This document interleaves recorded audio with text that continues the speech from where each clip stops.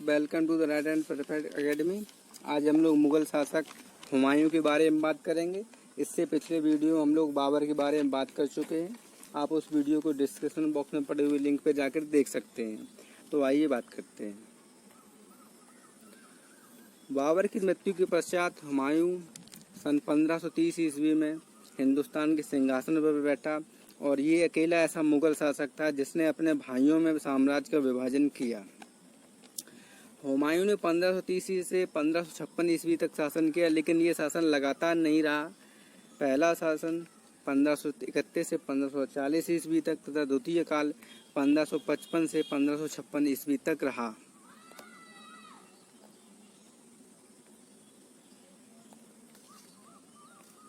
हुमायूं का असली नाम नसीरुद्दीन मोहम्मद हुमायूं था।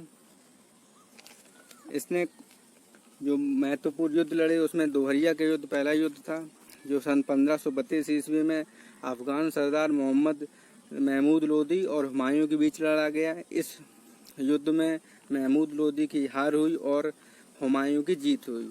दूसरा युद्ध चौसा का युद्ध लड़ा गया, जो सन 1539 ईस्वी में लड़ा गया। जो हुमायूं और शेर खान की सेनाएं आपस में इस युद्ध में लड़ी। इसमें हुमायूं की हार हुई और हुमायूं जान बचा के निकल गया जैसे तैसे। इसी युद्ध के पश्चात शेर खान ने शेरशाह की उपाधि धारण की और इसके बाद जो युद्ध हुआ वो हुआ कन्नौज का युद्ध। कन्नौज ऐसे बिलग्राम का युद्ध भी कहा जाता है, जो 17 मई 1540 ईस्वी में हुमायूं और शेरशाह के बीच लड़ा गया। इस युद्ध में शेरशाह की जीत हुई और हुमायूं की पराजय हुई। इस युद्ध के बाद दिल्ली में मुग़ल शासन कमज़ोर पड़ गया और हुमायूं जान बचा के भाग गया। इसके बाद फिर उसने 15 साल तक निर्वासित जीवन व्यतीत किया।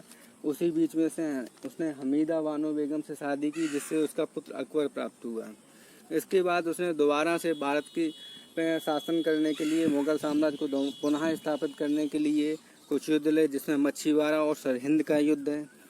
इस युद्ध में हुमायूं ने अफगान सरदार नसीब खां और तातर खां के बीच सतलज नदी के पास मच्छीवाड़ा नामक जगह पर युद्ध हुआ। इस युद्ध में हुमायूं की जीत हुई और पंजाब में मुग़ल शासन आया और मुग़लों का अधिकार पुनः स्थापित हो गया।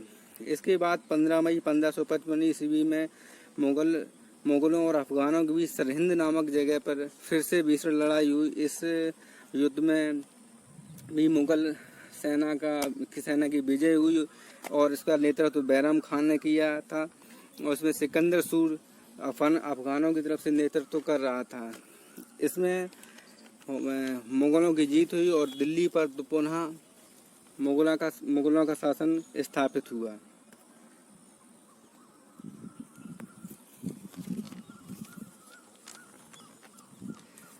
साल 1556 ईस्वी में दिल्ली में दीन पनाह भवन में स्थित लाइब्रेरी की सीढ़ियों पर से उतरते हुए लड़खड़ाकर गिर जाने की वजह से हुमायूं की मृत्यु हो गई और हुमायूं की मृत्यु के बाद उसकी बेगम हमीदा बानो ने उसका मकबरा दिल्ली में बनवाया, जिसे हुमायूं का मकबरा के नाम से जाना जाता है।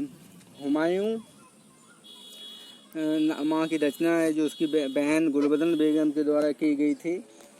हुमायूं ज्योतिष में विश्वास रखता था, इसलिए वह सप्ताह के 7 दिन अलग अलग रंग के कपड़े पहनता था।